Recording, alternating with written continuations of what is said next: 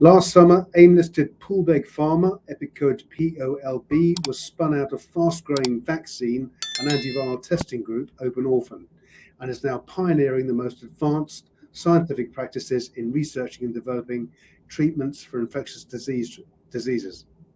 Since the IPO, the group have hired an expert and made several acquisitions. Chief Executive Jeremy Skillington joins me today to tell us all. Hello, Jeremy. How are you doing? Good, Alan. Good. How are you today? I'm very good, thanks. Very good indeed. Firstly, Poolbeg operates what you refer to as a capital-light model. Can you just give viewers a quick overview of the company and this capital-light model? And I'm going to bring up a slide for us to look at. Yes. Yeah, so we'll speak about that. I mean, Poolbeg, as you said, we spun out of Open Orphan. We IPO'd in July of last year, 25 million raised in an oversubscribed round. We did say we're going to focus on infectious diseases. And as you'll see, that's we've been hitting the ground running to achieve these goals. Capital light is essentially bringing in programs and running them through rapidly and cost effectively to get human proof of concept data as quickly as possible. So it's the earlier stages of clinical trials where you're de-risking the program, but you're not taking on the full burden and cost and risk of phase 2, phase 3 trials, let's say. That we leave that to pharma, who are outstanding at clinical trial execution. So we're going to get that early human data in a very capital-light, cost-effective manner. So we have internal programs that we're moving forward, but yes, more recently we've brought in-house some external assets in a very modest deal term. Deal terms were paid for these assets, but we'll fund this, bring it forward to human proof of concept, and partner with pharma ultimately. Super. Okay. So POLB 001 spun out of Open Orphan was the original asset.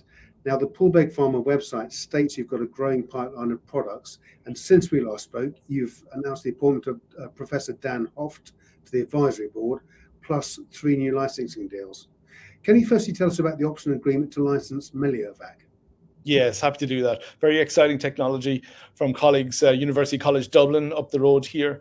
This is Meliovac, targets a subtropical tropical disease called melioidosis, which has numbers infecting about 170,000 people per year. And quite frighteningly and strikingly, there's a death rate of 54%. So very large unmet medical need. The team there have brought forward a very exciting vaccine. We took an option because there's some key data coming out very soon, but we've been working in the background on the contract. So we expect to execute this very soon. And I think importantly from the UCD collaboration is that they've got 5 other vaccine candidates as well that we're exploring. And we could bring those in-house, again, building our pipeline, complementing our internal assets. Excellent. And of course, just before Christmas, you announced the tie-up with RNABased Technologies, which gives you exclusive access to RNABio's microencapsulation and nanoencapsulation technologies. How do you plan to develop this asset? Yeah, this is an oral vaccine technology. We're all used to getting our jabs in our arms, but a lot of diseases, I think, and certainly boosters could benefit from oral administration. Simply popping a pill gets through the gut, survives the acidic nature of the stomach and gets into the mucosal line. So you get mucosal immunity. So it'll be very good for these gastrointestinal infectious diseases, but also potentially broader than that. So very interesting technology. So we're putting our expertise in combination with RNABio to see if we can develop programs for oral delivery of vaccines. Again, that's the way the world is going, and we plan to be moving in that direction ourselves. Excellent. And of course, to bring us up to date today, you announced that you had in-licensed a first-in-class RNA-based immunotherapy for RSV, respiratory virus infections, developed at the University of Warwick. Please tell us all. Yeah, very exciting technology. The team at Warwick are world-renowned virologists, and they've been working on this program for the last 20 years or so. So this is it's a dual approach. It's kind of defective interfering. It interferes with viral replication in the nose, but it also creates this kind of antiviral immune response in the nose as well. So a dual approach. So we've got, this is late preclinical. They've got a lot of data, a lot of proof of concept, a lot of efficacy in preclinical studies. They've got a manufacturing path and process well understood. So again, optimally for Poolbeg, this is something in the infectious disease space, the respiratory viral infectious disease space, which I think we have a core knowledge and expertise in. And I think that comes with having spun out of Open Orphan. We've got very knowledgeable colleagues in hVIVO who run human viral challenge studies. So we've been talking to them about this asset, and this is something that's primed that we can move this forward quite quickly to get that, as mentioned earlier on, early human proof of concept data, and then partner with pharma to take on the later stage and the heavy lifting and the expensive trials. So an exciting asset. As I say, we're happy to have that on board. Terrific team in Warwick, very engaged, and looking forward to moving this forward. Excellent. Coming on to the company now, you of course raised 25 million in your oversubscribed IPO last year. What does the cash runway look like at present? Yeah, we have a very healthy bank balance. As I say, we're capital light. We've got a small but very expert team.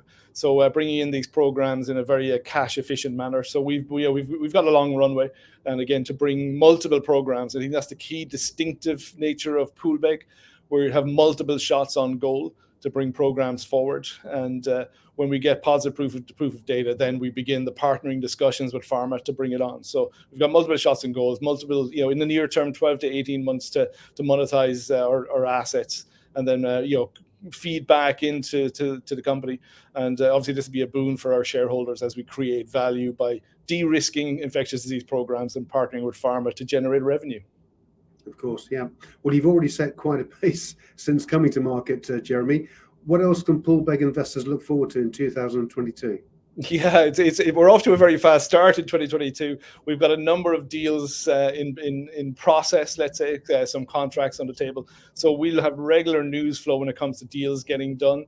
I think we're pretty excited about. We have an AI and artificial intelligence effort ongoing, and we're negotiating some collaborations there to mine a wealth of human challenge data to identify new infectious disease targets and pathways, and ultimately drugs to test in these human viral challenge studies as a follow-on. So we've got multiple deals on the table, so there'll be lots of news flow over the next few months. Excellent. Exciting times indeed for Poolbeg and its shareholders. Jeremy Skillington, Chief Executive of Poolbeg Pharma, thank you for joining us today. Appreciate your time. Thank you.